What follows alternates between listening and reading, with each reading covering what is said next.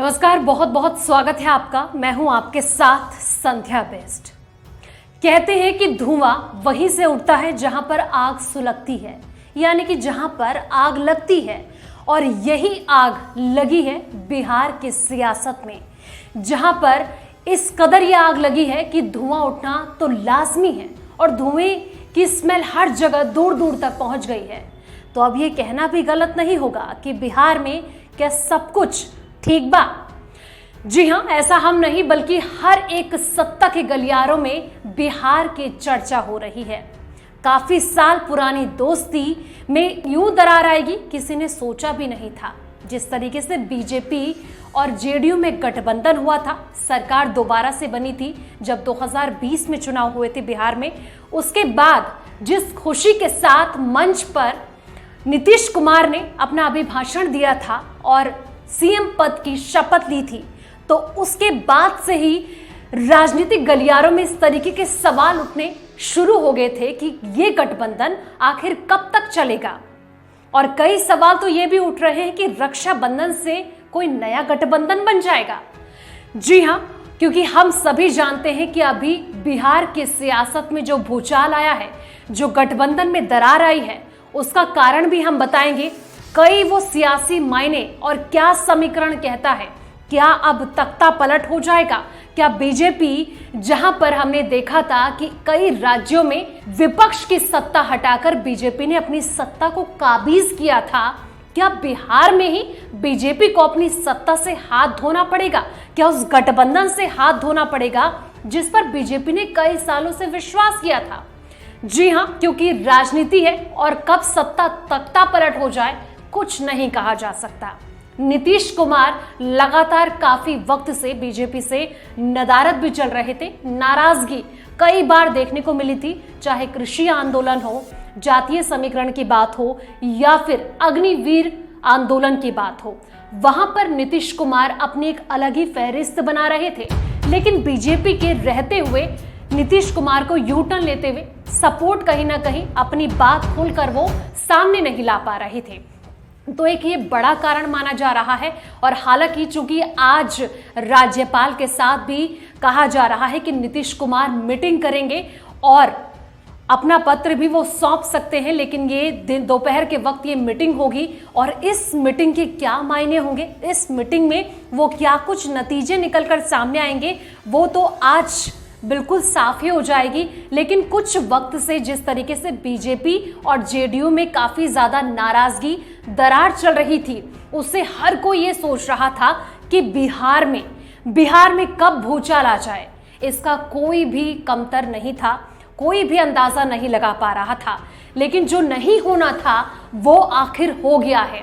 जहां पर एक तरफ नीतीश कुमार लगातार आरजेडी के खिलाफ आक्रामक रुख इख्तियार करते थे, काफी ज्यादा निशानेबाजी, बयानबाजी का दौर चलता था, लेकिन आज कहीं ना कहीं बीजेपी का यानी कि एनडीए का दामन छोड़कर अगर वो उसी राह पर निकल जाते हैं, यानी कि अगर वो आरजेडी का, ये तो पूर्ण तय है कि आरजेडी का दामन ही थामेंगे और दोनों फिर नया गठबंधन मिलकर बिहार में नई सरकार, एक नया नाम हो सकता है कि सीएम पद का चेहरा किसको दिया जाएगा, क्योंकि नीतीश कुमार काफी ज्यादा पुराने दिग्गज खिलाड़ी हैं राजनीति के, और अगर वो सीएम पद की शपथ लेते हैं, कुल मिलाकर अगर देखा जाए विधानसभा चुनाव की हम यहां पर बात करें तो 2020 में जब विधानसभा चुनाव हुआ था, उसके बाद 45 सीट जेडीयू के खाते में गई थी और नीतीश कुमार ने सीएम पद की शपथ ली थी। वही चेहरा हमें देखने को मिला था, लेकिन गलियारों की, सत्ता के गलियारों में,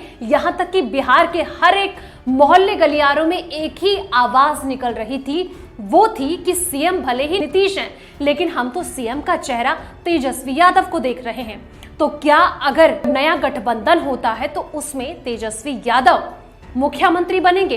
ये एक अपने आप में बड़ा सवाल है। काफी युवा चेहरा भी है और लगातार कोई भी मुद्दा होता है वहां पर वो सबसे आगे नजर भी आते हैं। और जिस तरीके से हमने देखा था कि काफी बेहतर तरीके से विधानसभा चुनाव में तेजस्वी ने अपना सहयोग दिया था, काफी ज्यादा पूरी टक्कर सरकार को दी थी, वहां पर तो अब ये कहना भी गलत नहीं होगा कि अगर नई गठबंधन की सरकार बनती है तो नीतीश के हाथ में वो सारी कमान सौंपी जाएगी या फिर तेजस्वी के हाथ में वो सारी कमान सौंपी जाएगी। लेकिन अब बड़ी बात यह भी है कि बीजेपी का यहां पर क्या होगा, क्योंकि बीजेपी को बड़ी उम्मीदें थी बिहार से, और क्योंकि बिहार एक बहुत ज्यादा जिस तरीके से उम्मीदें थी और एक ऐसा गढ़ माना जाता है जो सत्ता गलियारों में सबसे ज्यादा तल्खियां वहां पर देखने को मिलती हैं, क्योंकि हमने कई राज्य ऐसे भी देखे जहां पर विपक्ष की पार्टियां थी, कांग्रेस की पार्टियां थी, लेकिन बीजेपी ने तख्ता पलट, जिस मास्टर स्ट्रोक के साथ बीजेपी आगे चली थी, वहां पर बीजेपी ने कभी सोचा भी नहीं होगा कि ऐसा भी दिन आएगा कि अपनी ही इतनी पुरानी पार्टी के साथ उनका गठबंधन यूं टूट जाएगा, यूं गठबंधन में दरारें आ जाएंगी। शायद ये बीजेपी के लिए काफी ज्यादा घातक साबित होगा।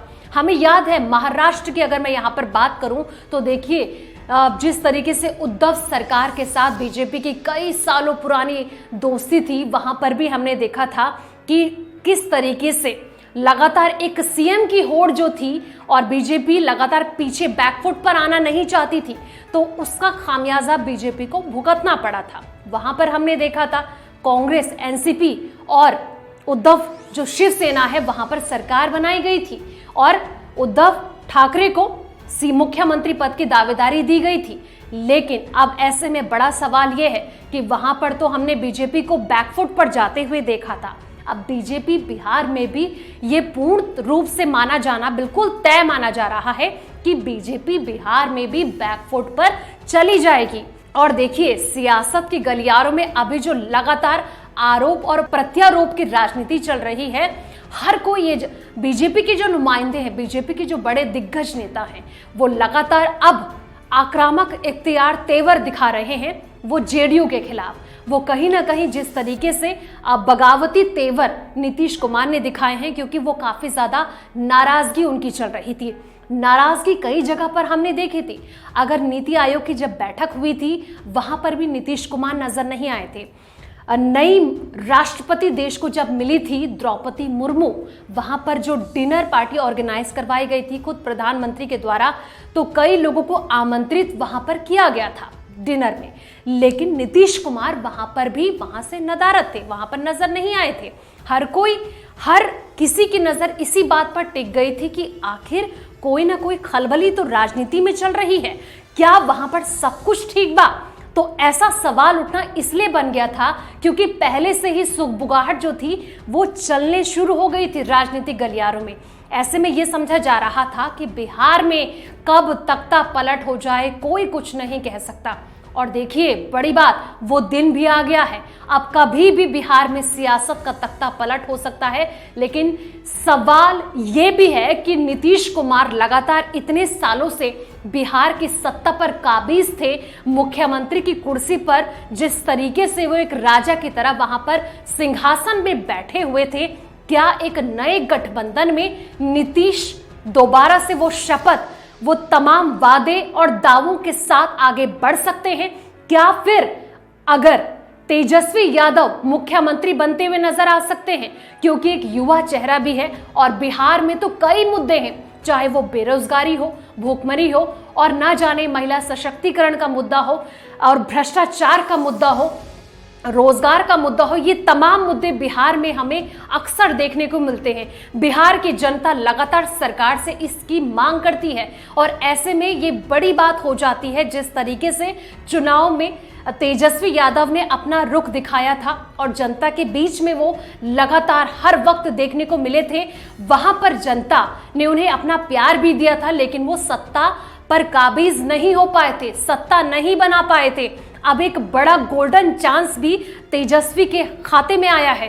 क्या तेजस्वी यहां पर अपना मास्टर स्ट्रोक चलाकर उस चांस को भुना पाएंगे? क्या नीतीश के हाथों से सीएम की जो दावेदारी थी वो पीछे होते हुए तेजस्वी के हाथों में जाती है? कई सारे सवाल हैं, हर किसी के आंकड़े बता रहे हैं और पूरा जो समीकरण है वो लगातार इसी बात की ओर इशारा कर रहा है कि अब बीजेपी का तो पत्ता साफ ही होगा, नए गठबंधन का जल्द ही इंतजार होगा। आपको ये मुद्दे पर क्या लगता है? आप कमेंट के जरिए आप जरूर अपनी राय दें और साथ ही चैनल को सब्सक्राइब करें।